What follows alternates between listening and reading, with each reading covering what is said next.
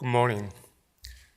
Distinguished speakers and participants, I welcome you all to the 2015 Bank of Korea International Conference. I would like to begin by expressing special thanks to the conference co-organizers, Professors Thomas Sargent and Barry Eichengreen, to the keynote speakers, IMF Deputy Managing Director Ms. Yuro Furusawa, and OECD Economic Development and Review Committee Chairman William White, and to all of the session speakers, moderators, discussants, and the panelists for their contributions to this conference.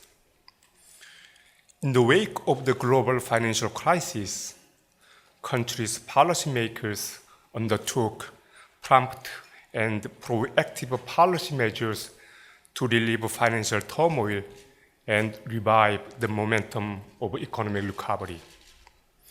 As a result, the global economy, recovering to some degree from the impact of the crisis, is now at the stage of seeking transitions toward a new normal, including monetary policy normalization. Monetary policy normalizations, which the US Federal Reserve is expected to commence on the premise of the economic recovery, may prove positive for the global economy. Amid recent economic slowdown in China and other emerging market economies, however, concerns about weak growth and low inflation still remain in many countries. Against this backdrop, I believe that this conference is both meaningful and timely in exploring and coping with the potential risks associated with the global interest rate normalization. On conventional monetary policy, including quantitative easing in major advanced economies, has largely been recognized as a positive contribution to the recovery of economic and financial stability. However, various potential risks have piled up with the expansion of global liquidity in the post-crisis era. We should hence be keenly aware that these risks could be realized in the course of monetary policy normalization in advanced economies. Let me touch briefly now on some of these risks. First, during the prolonged period of accommodative monetary policy to date, economic agents' resilience to shocks from rising interest rates may have weakened. With the global liquidity expanding due to large-scale quantitative easing and zero interest rates, economic agents have piled up debts and investment in risky assets. Should interest rates rise with the Fed's monetary policy normalization, there are concerns that households, firms, and financial institutions will bear increased payment burdens and incur investment losses, resulting in financial system unrest. This can in turn lead to a contraction of the real economy. Next, when the US Federal Reserve embarks on interest rate normalization, the withdrawal of the international investment funds from emerging market economies could heighten volatilities in the foreign exchange and financial markets. As we saw during the taper tantrum in May 2013, abrupt capital outflows can bring about surges in exchange rates and interest rates in emerging market economies having weak fundamentals, and thereby affect growth and inflation. the continued quantitative easing by the ECB and the Bank of Japan can, of course, ameliorate the risk of capital outflows. Given the large dollar exposure in total global liquidity, however, US interest rate normalization is likely to cause escalating capital flow volatility.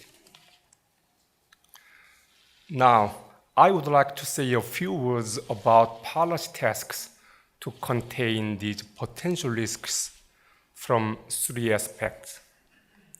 First, we need to enhance our economic resilience to external shocks through continued efforts to strengthen our economic fundamentals.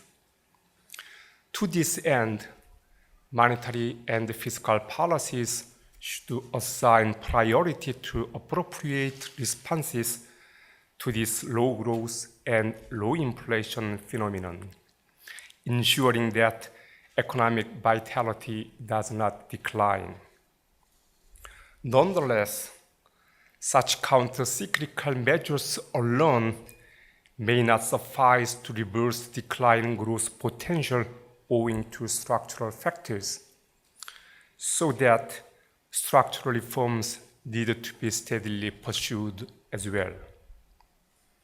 Importantly, resolving sectoral imbalances and other structural weaknesses will help countries enter better status of the new normal with a higher productivity and efficiency in resource allocation.